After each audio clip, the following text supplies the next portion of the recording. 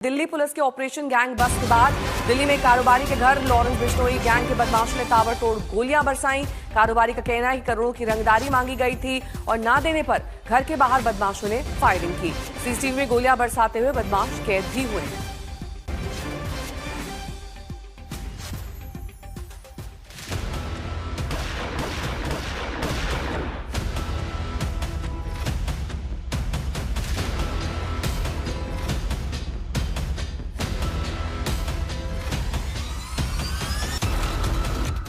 पूर्वी दिल्ली के विनोद नगर की ये सीसीटीवी तस्वीर है।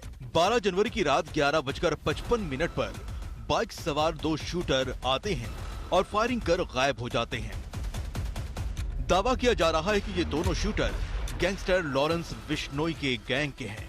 सूत्रों के मुताबिक 5 करोड़ की रंगदारी के पैसे न देने पर इन्होंने डराने के लिए बिजनेसमैन के घर पर फायरिंग की। दिल्ली पुलिस ने इसके बाद कारोबारी के घर AK-47 से लैस 2 पुलिसकर्मी को तैनात कर दिया है।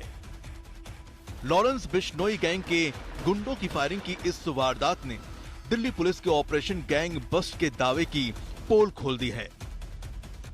दिल्ली पुलिस ने 48 घंटे के भीतर तमाम गैंग पर कार्रवाई करते हुए 280 गैंगस्टरों को पकड़ने का दावा किया था। 9000 पुलिसकर्मियों के साथ चलाए जा रहे इस ऑपरेशन में कुल 854 बदमाशों को गिरफ्तार किया गया था।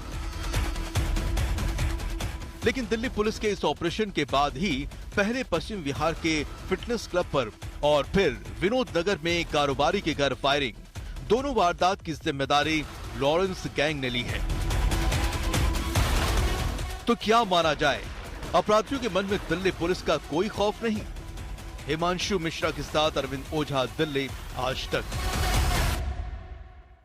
हिमांशु मिश्रा मेरे सहयोगी जुड़ गए हैं तमाम जानकारी के साथ। हिमांशु, ये जो गोलियां बरसाई गई हैं और बेखौफ होकर कारोबारी को डराया गया है, ये यही दर्शाता है कि हम किसी से नहीं डरते हैं और खास तौर पर दिल्ली पुलिस को एक संकेत देने के लिए है।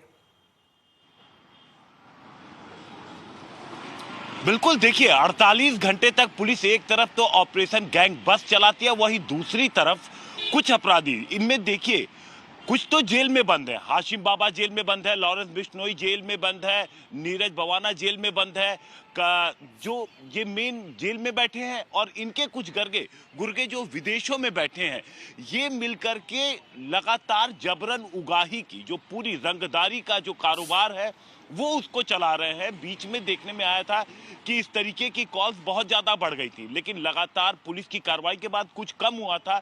लेकिन इस साल अभी जनवरी महीने की बात करें, 13 तारीख हुई है, 3 बड़ी इंसिडेंट सामने आए हैं नेहा, जिसमें रोहिणी में एक व्यापारी के घर के बाहर 25 राउंड गोली चलाई गई थी।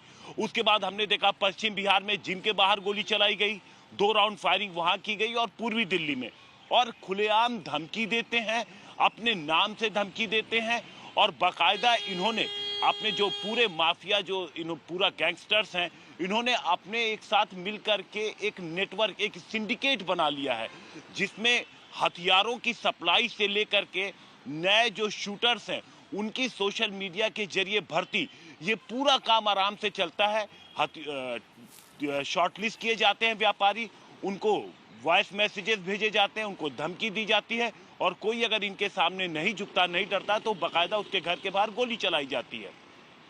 पुलिस के ऑपरेशन के तुरंत बाद जो 2 वारदातें दिल्ली में हुई हैं, वो निश्चित तौर पर परेशान करने वाली हैं कि आखिर पुलिस कौन सा अब नया तरीका अपनाएगी ताकि इन जो जेल में बंद बैठे जो गैंगस्टर्स हैं इन पे रोक लग सके। ठीक है, बहुत बहुत शुक्रिया तमाम जानकारी के लिए आपका।